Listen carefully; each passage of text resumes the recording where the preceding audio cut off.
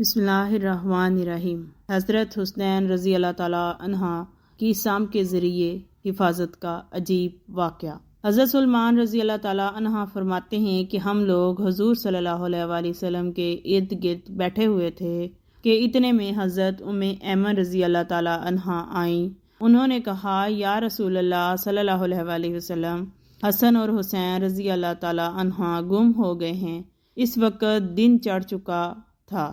حضور صلی اللہ علیہ وآلہ وسلم نے صحابہ سے فرمایا، اٹھو اور میرے دونوں بیٹوں کو تلاش کرو۔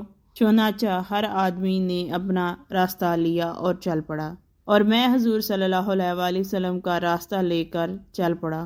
حضور صلی اللہ علیہ وآلہ وسلم چلتے رہے، یہاں تک کہ ایک پہاڑ کے دامن میں پہنچ گئے تو دیکھا کہ حضرت حسن اور حضرت حسین رضی اللہ تعالیٰ عنہ ایک دوسرے سے چمٹے ہوئے کھڑے ہیں، اور پاس ہی ایک کالا ناگ اپنی دم پر کھڑا ہے جس کے منہ سے آگ کی چنگاریاں نکل رہی ہیں۔ غالباً اللہ نے ناگ بھیجا تھا کہ بچوں کو آگے جانے سے روکے۔ حضور صلی اللہ علیہ وآلہ وسلم جلدی سے ناگ کی طرف بڑھے۔ اس ناگ نے حضور صلی اللہ علیہ وآلہ وسلم کو مڑ کر دیکھا اور چل پڑا، ایک سوراخ میں داخل ہو گیا۔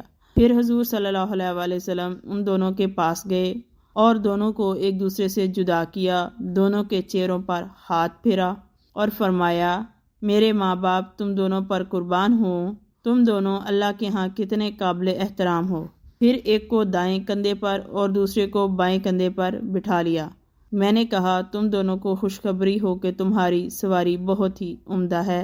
حضور صلی اللہ علیہ وآلہ وسلم نے فرمایا، یہ دونوں بہت عمدہ سوار ہیں، ان کے والدین دونوں سے بہتر ہیں۔